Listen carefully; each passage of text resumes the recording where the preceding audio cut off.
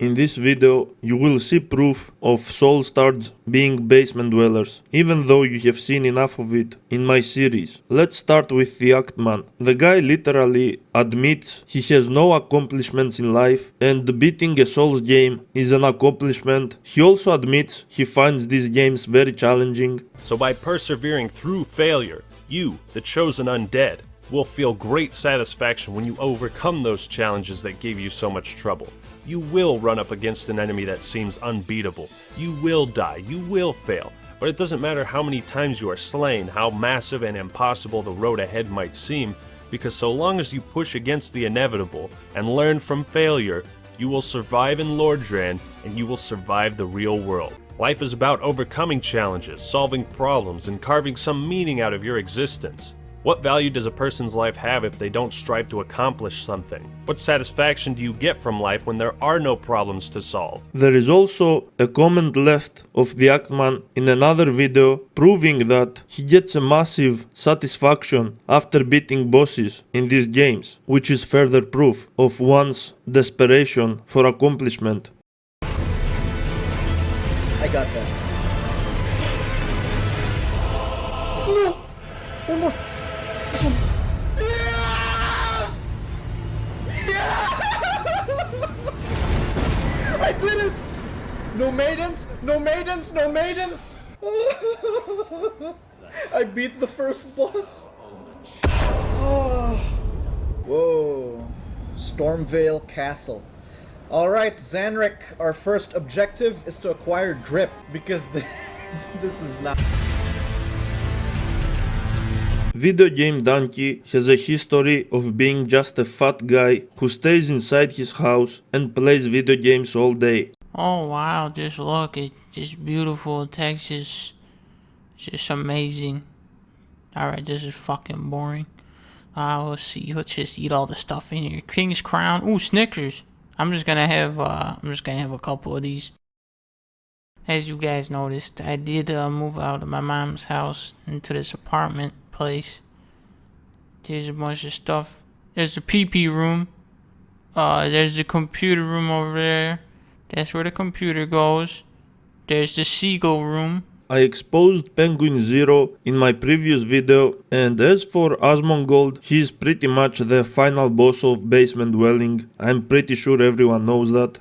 Here's a little fun fact for those who think soul stars are masochists. Masochism implies that you are enjoying pain. It implies that you are feeling pain and pleasure at the same time. It can be considered a kink, a fetish, or whatever. The problem is, soul stars don't feel enjoyment during the process of pain. They feel it afterwards. So what they really feel is endorphins. Endorphins are felt after we have endured physical or mental pain. We are biologically designed to survive. So it's like our body telling us that we are out of the bad situation and we should live on instead of ending it all. Endorphins work kind of like natural drugs. They can be kind of intoxicating. When they come naturally to you, it's because your life goes through painful situations. If you put yourself in painful situations on purpose just to feel endorphins afterwards, it's essentially like being addicted to drugs. Endorphins is essentially like your brain telling you, hey pal, you did well and during this, you can do it. Now move on with your life instead of becoming depressed or killing yourself. If you chase the constant gratification of your brain telling you you can do it and elevating you, you are clearly stuck in a circle and you clearly can't move on. It's kind of like willing to endure sexual abuse because you want to hear your abuser sweet talking you afterwards. It's a terrible mentality that keeps you back and keeps damaging you.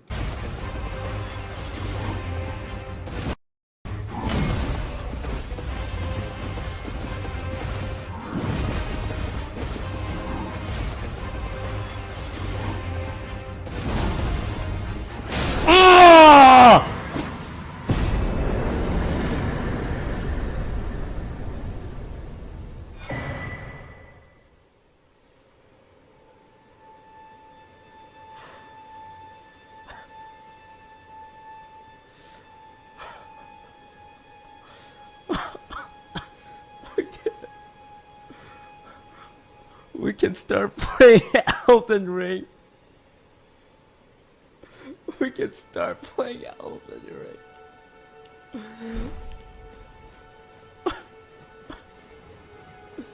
The game can start.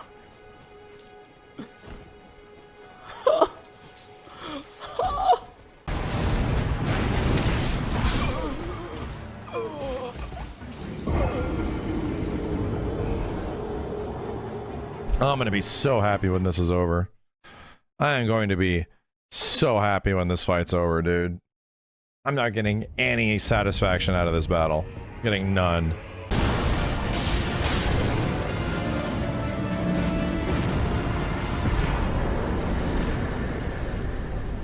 Why?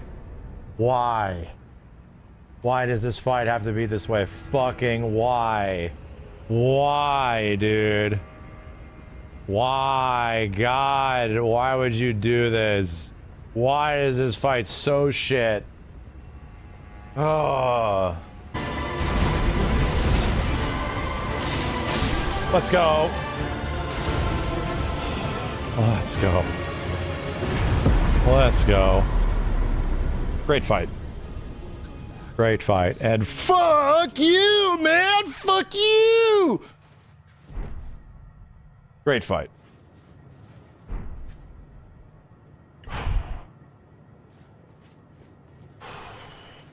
Endorphins. Oh, endorphin.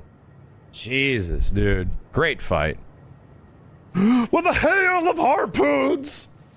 With every drop of my being! Curse you, Bale! Yeah. I think I liked it in the end. I think I really did.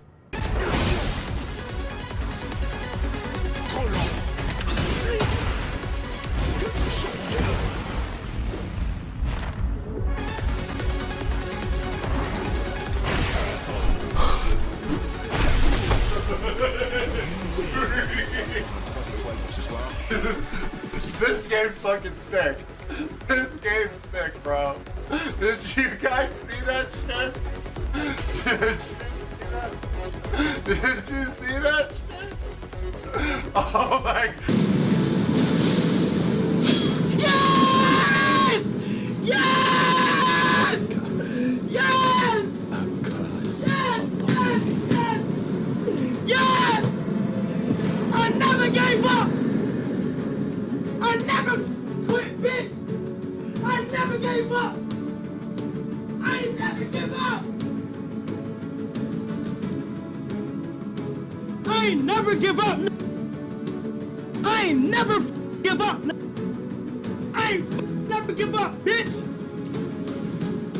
You know how bad I wanted to give up this game? You know how bad?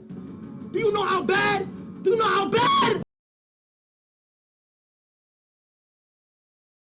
There is a streamer named Avoiding the Puddle. His viewers told him he can do whatever the hell he wants, and out of all the things he could do, out of all the topics he could talk about, he decided to fight a brain-dead boss fight for almost 10 hours straight. From my point of view, this honestly looks like a huge cry for help. I could never even dream of boring myself and my audience for 10 hours straight and expecting them to keep returning and keep watching my content. But no, these motherfuckers work in reverse. They are actually praising him for what he did. They are all clinically insane. The Souls fandom is a huge mental asylum. People with a brain can clearly see there is nothing smart about what he did. It was obviously extremely stupid. Now let's hear a review from an honest and self-aware Souls player. Elden Ring is From Software's first foray into the open world genre,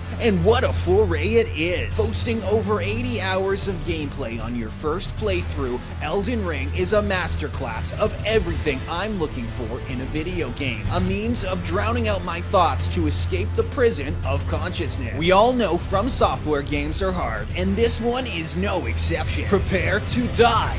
But that's not what you should be afraid of. dying. You should fear, instead, not living. It's what happens after you die. The screen turns to black and you see yourself in the reflection. Another year gone by with nothing to show for it. You play as a tarnished, compelled to make a journey to the lands between and become an Elden Lord. The lore is deep and complex and unafraid to let you piece together the shards of this rich and complex tale all by yourself. Experiencing the story of Elden Ring was just enough to make me forget that the story of my own life would not be worth telling. The only critique that I have is that sometimes while exploring the beautiful open world area on my horse Torrent, sometimes there would not be enough stimulus to drown out every single one of my thoughts, and so I would half-think some problems that I've had with my own life. Then I would run into a unique dungeon area, of which there's enough to fill out an entire new Souls game all on its own, and then I would forget about what were we talking about again? The orchestral soundtrack is perfectly immersive, by which I mean hypnotic enough to make me forget that I exist. Elden Ring's electrifying soundtrack allows me to drown out my own internal monologue into a comforting static hum, and pretend as though if I can avoid eye contact with my problems long enough, they'll go away. The epic choral swells and rhythmic strings are the perfect pillow with which I use to place over the head of my thoughts as they sleep, watching as their legs and arms thrash, holding it there until the thrashing ceases. Each time rewiring my brain a little bit more to stop questioning it, to allow that comforting static to wash over me again. In conclusion, Elden Ring is an incredible game that takes you back to a time before your brain was just totally dopamine fucked. Like, just completely fucked, and you can't even enjoy a fun game anymore because you just have such an unhealthy relationship to dopamine and stimulating content on the internet that you're not able to just sit down and enjoy something anymore, because it's not what it is. You used to enjoy it, but now you just want to feel what you felt when you were a kid, and it's gone, it's dead. Soul starts are so mind-broken and conditioned by Souls games that when they play a third-person game with a character that has a sword, their brain automatically sets on autopilot and treats the game like a Souls game. They are like old dogs that can't learn new tricks. They are disgustingly pretentious. They keep trying to convince everyone these games are extremely hard, when in reality they are 100% casual games. And when they play a game that requires actual skill, not only do they play like shit, they literally blame the game for not allowing them to win. Soulstards will say you are mad because you are bad to anyone that even legitimately criticizes these games without having any proof of you being mad or bad. Meanwhile, they are both bad and mad, and they blame the games for their own incompetence. It's 100% pure projection. I'd say story's like a 9.8 out of 10. 9.8 out of 10. Apart from a couple of continuity things that I'm kind of triggered about, like it's a really interesting story and I was totally invested. Gameplay?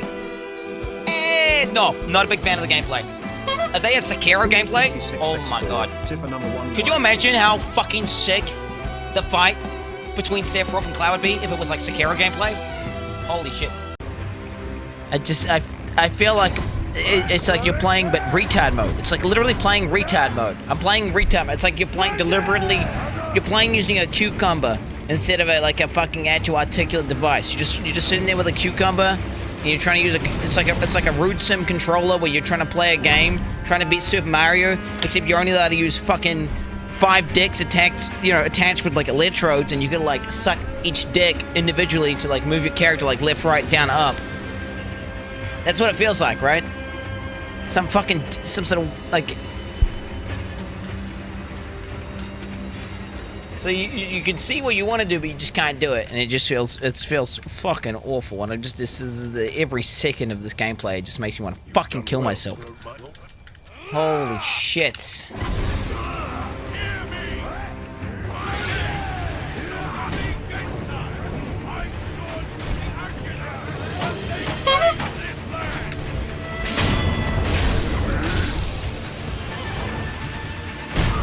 Oh, come on!